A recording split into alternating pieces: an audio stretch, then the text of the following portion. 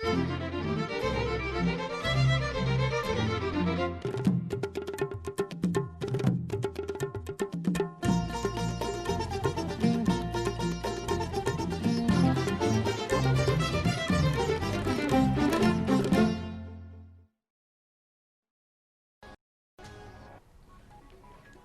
evening.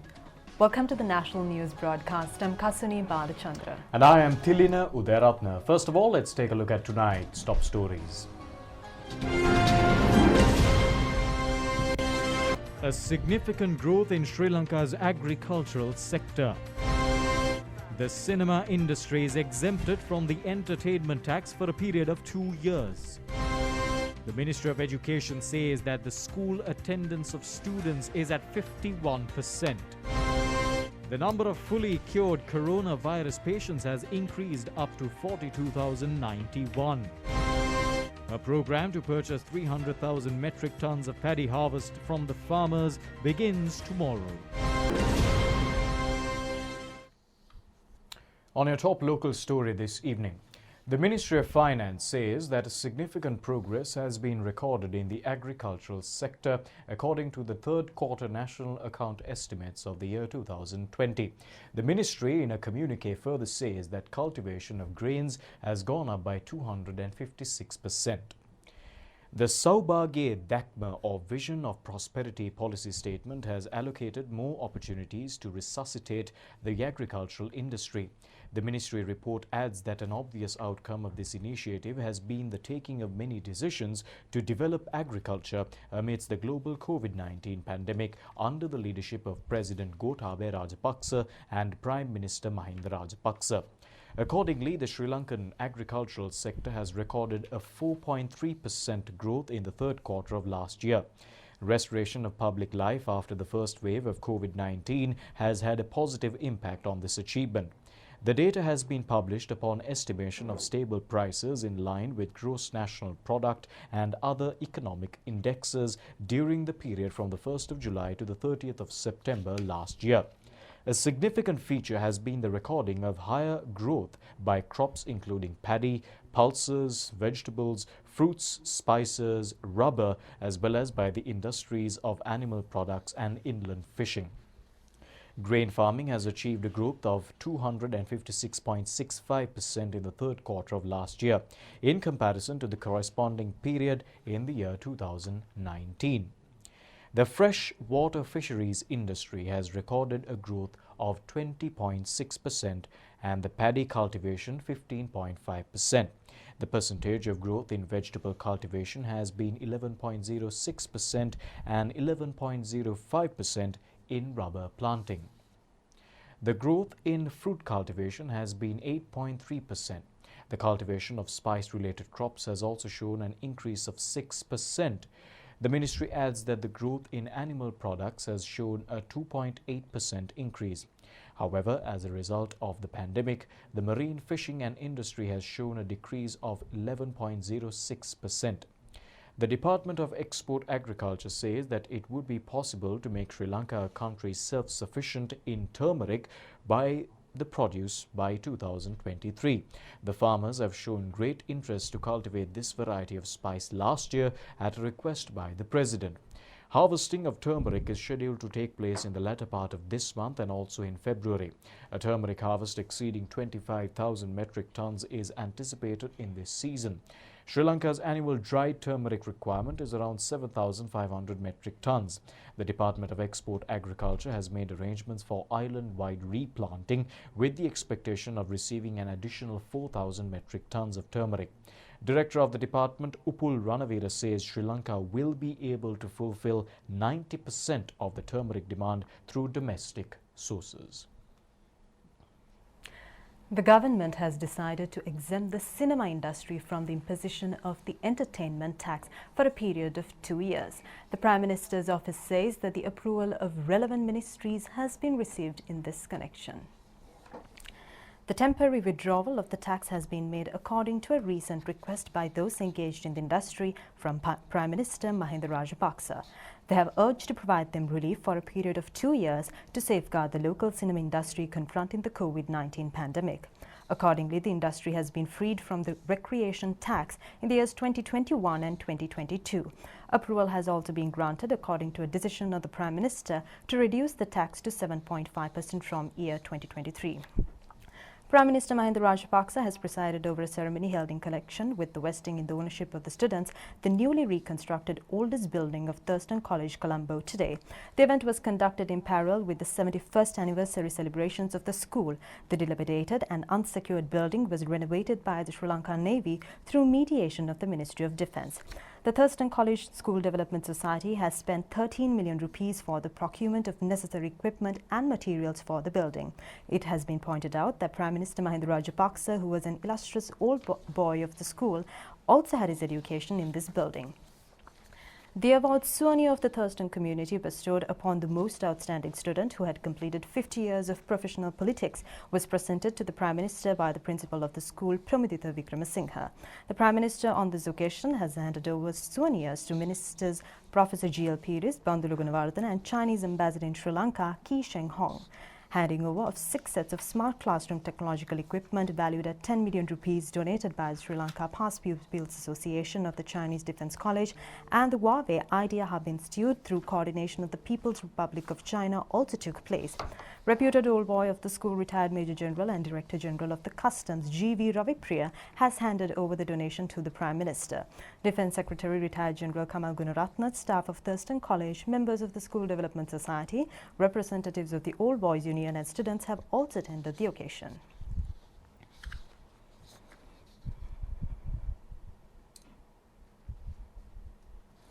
Prime Minister Mahinda Rajapaksa has declared open the PCR laboratory in the Kurunegala General Hospital yesterday. Around 700 PCR tests are scheduled to be conducted daily at the hospital. The laboratory was built at a cost of nearly 12.5 million rupees. Mayor Tushara Sanjeeva has handed over a PCR machine valued at 5.4 million rupees purchased through the decentralized funds of the Kurunegala Municipal Council. The Mahasangha in several viharas in Kurunegala, the business community and the medical faculty of the Northwestern University have contributed for the building construction and purchasing of equipment. In parallel to this event, Prime Minister Mahinda Rajapaksa has attended a ceremony in Kurunegala. It was also attended by the Mahasangha, comprising of Chief Incumbent of the historic Kasagala Rajamahavihara in Kurunegala, Chief Adhikharana Sanganayak of Ihala Tolaspattu Venerable Madsiripula Vimalaratna Thera, Caretaker Chief Incumbent of the Sri Lanka Mahavihara in Lumbini City, Nepal, Venerable Galla Hapitiye Pemaratana Thera, Venerable Kumbugyate Buddhi Visuddhi Thera of the Padeniya Purana Rajamahavihara, and Ministers Johnston Fernando and Pavitra Vanyarachi, as well as other parliamentarians.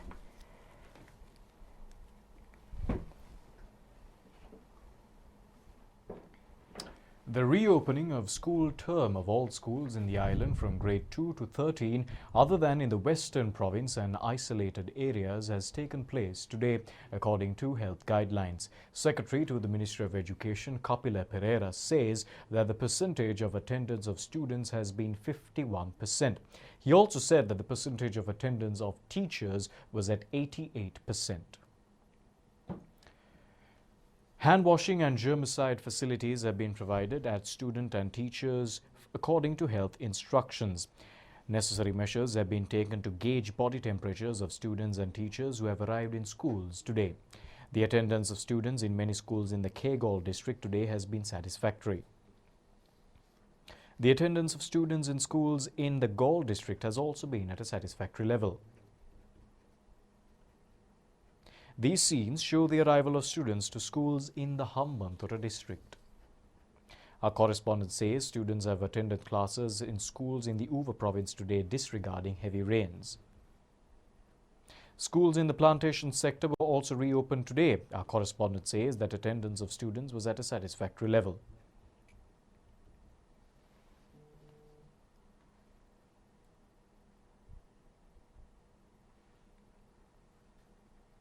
Students in the Polonnaruwa district were also seen attending schools amidst of rainfall. A higher attendance of students was also reported in schools in the Anuradhapura district.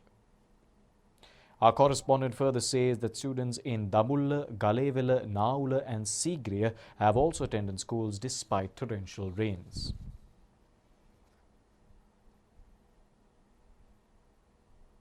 Minister of Education Professor G.L. Pires said that there is a possibility of reopening more than 95% of schools. Only a relatively smaller number of schools are unable to reopen due to special health reasons.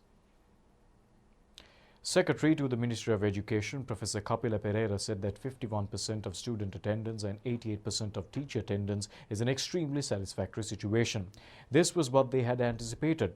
The Secretary has called upon all relevant groups to extend their support to maintain the progress. He added that based on this success, they are hoping to reopen grade 1 classes in the second week of next month. The Ministry Secretary also said that especially students in the Western Province will sit for the GCE O-level examination on the 25th, according to health guidelines. සාමාන්‍ය පෙළ විභාගය දින නියමගත කරගත් පරිදි ඔබේ දරුවා වෙනුවෙන් අපිට ඒ කටයුත්ත ඉටු කරන්න වෙන්නේ ඔබගේ කැපවීම මත.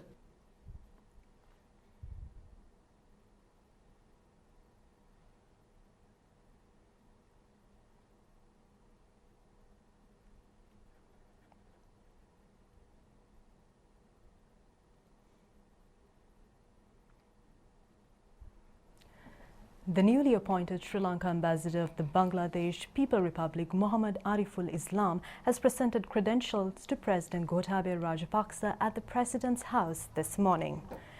In a subsequent discussion, the President has clarified to the envoy the measures taken by the government to control the COVID-19 pandemic. He added that his ambition is to maximize bilateral relations with identified regional states, including Bangladesh. The Bangladeshi High Commissioner has stated that a large number of Sri Lankans are engaged in higher education in his country. He added that a Sri Lanka head of state has not visited Bangladesh since the year 2018 and requested to engage in a tour in the country. The President has responded, saying that he would consider on the request after the conclusion of the current difficult period.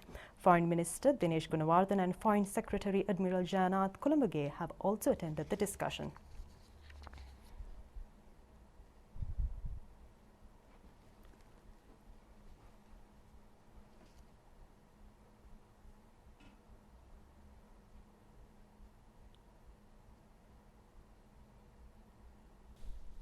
Taking a look at more local stories, the government's program to purchase 300,000 metric tons of paddy from the farmers will be implemented with effect from tomorrow. The aim is to maintain a state buffer of 300,000 metric tons of Maha-season paddy harvest in order to defeat the rice and paddy mafia. The Paddy Marketing Board has taken measures to purchase 1,000 kilos of paddy from each hectare of a farmer receiving fertilizer subsidy. The program is being coordinated by the Assistant Commissioners of the Department of Agrarian Development, regional managers of the PMB and Agricultural Research Production Assistant officials. The Sri Lanka Army is in charge of the paddy storage renovation project. Ministers Mahindananda Alutgamage and State Minister Shashindra Rajapaksa will inaugurate the paddy purchasing program in Ampara tomorrow.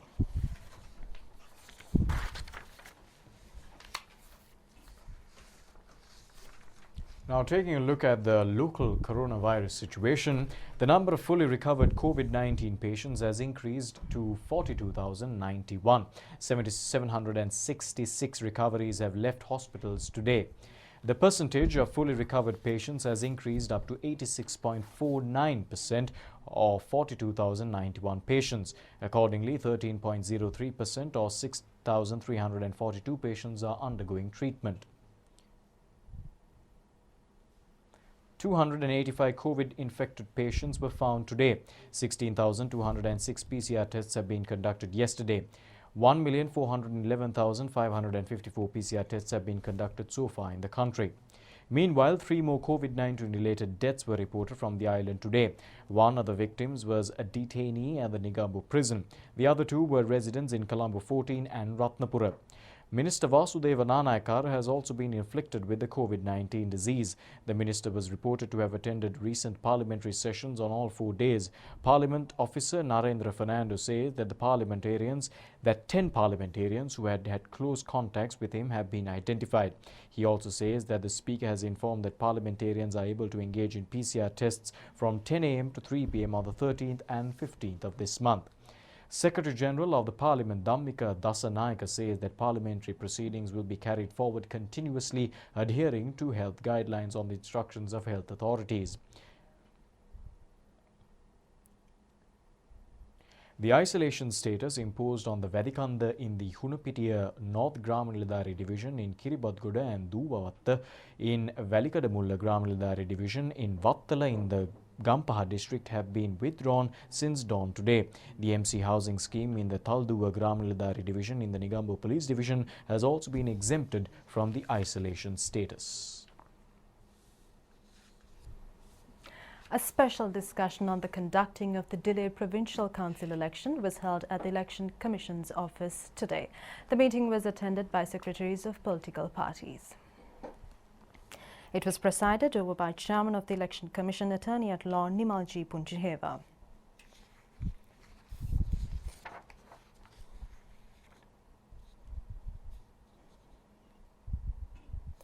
Administrative Secretary of the Sri Lanka Podujana Peramuna, Renuka Pereira, said that the Election Commission has expressed opinion regarding the appointment of a Parliamentary Select Committee on revision of election laws.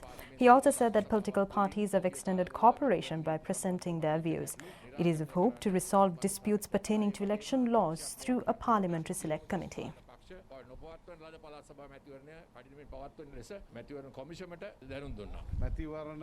General Secretary of the Samagi Jana Balavege, Parliamentarian Ranjit Madhuma Bandara, said that the government has informed them that they will resolve problems encountered in elections and amendment of election laws through a Parliamentary Select Committee. A special discussion on the wild elephant problem in the Hambantota district has taken place at the Ministry of Wildlife and Forest Conservation today. Ministers C.B. Ratnayaka and Namal Rajapaksa, government officials and regional people's representatives in the Hambantota district have attended the meeting. Many solutions have been proposed to the problem occurring in several areas in the district at the meeting. The need to implement a program safeguarding the environment and wildlife as well as to minimize difficulties experienced by the general public has been reiterated on this occasion.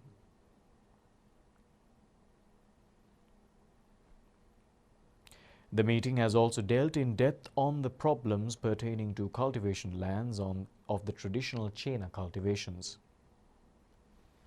Another significant feature of the meeting has been the Ministry of Sports extending sponsorship to several sports personnel who had shown excellence in numerous fields in the Nuwara district.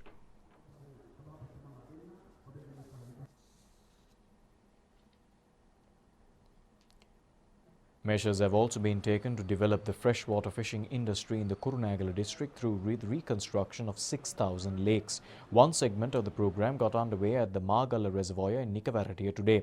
Minister Johnston Fernando has presided over the event. 100,000 baby fish were released to the Margalla River on this occasion. A group of people's representatives, including State Minister D.B. Hera, took part in the event. State Minister Prasanna Ranavira engaged in an observation tour in the Kiribadgoda area today to look into the people's problems faced by brassware industrialists. The government has taken measures to reconstruct the canal at the premises of the Sri Dalada Maligava in Kandy. The work is being carried out by the Department of Irrigation under the supervision of the Department of Archaeology. A part of the side bunt of the waterway near the old castle has collapsed due to heavy rainfall during reconstruction. State Minister Anuradha Jayaratne has visited the location yesterday to appraise the damage. Minister Dallas Alahaperuma says that the Galle town will be turned into Sri Lanka's first town with underground electricity cables. The minister has made these remarks participating in the Galle District Rural Infrastructure Facility Development Committee meeting, which was conducted under the program to uplift the rural economy. Minister Alahaperuma said around 99.6% of people in the Galle districts have already been provided with electricity. He added that his aim is to fulfill power requirement of the entire population before the end of the year. The national television, as always, is getting ready to deliver you quality teledramas of the highest standards in the new year as well. The SLRC has finalized arrangements for the telecast of 3 teledramas to fulfill the expectations of the viewers this year as well. The first of the trio, Matti Kandalu teledrama, was scheduled to be telecast at 9 p.m. today. It was directed by Nimal Ratnayaka and produced by Gayayaka Nayaka. The Matti Kandalu teledrama is being telecast on the national television at 9 p.m. from Sunday to Thursday every week.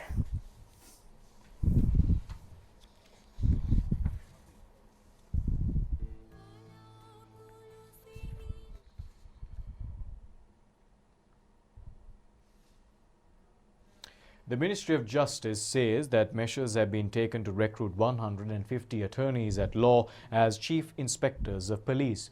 The decision has been taken following a request made by Minister Mohammad Ali Sabri from President Gotabaya Rajapaksa.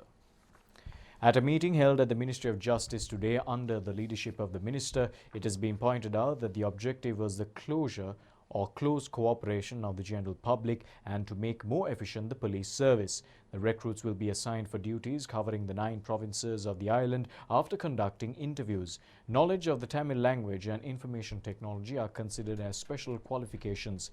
DIG Ajit Rohana, Senior SP Ruan Gunasekara, President's Counsel UR De Silva and Additional Secretary to the Ministry of Justice Pumanthi Pires have also participated in the discussion.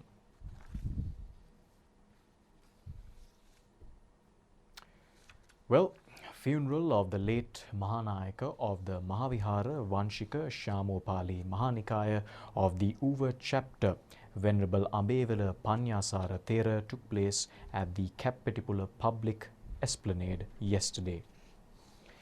The Venerable Thera was 95 years old at the time of his demise.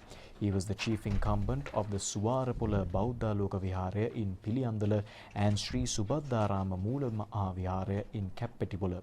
He was also the head of the Sri Somananda Cultural Centre in Kapetipula. Venerable Panyasara Thera was born in Ambevela in the Uva province on the 2nd of May in 1926 and was ordained in 1937. The Venerable Thera was the first graduate from the Uva province when the Vidyodaya Pirivana was upgraded as a university. Representatives of the attorneys at law on behalf of Justice Association have arrived at the CID today to give a statement. The attorneys of the association have filed a complaint at the CID on the 7th of this month, stating that leader of the National Unity Front, Asad Salih, has made a statement infuriating the masses. They have arrived today to deliver a statement in this connection. Well, that's it from the Rupavahini News Desk for tonight. Join us once again tomorrow. Until then, thanks for watching. Have a great night. Good night.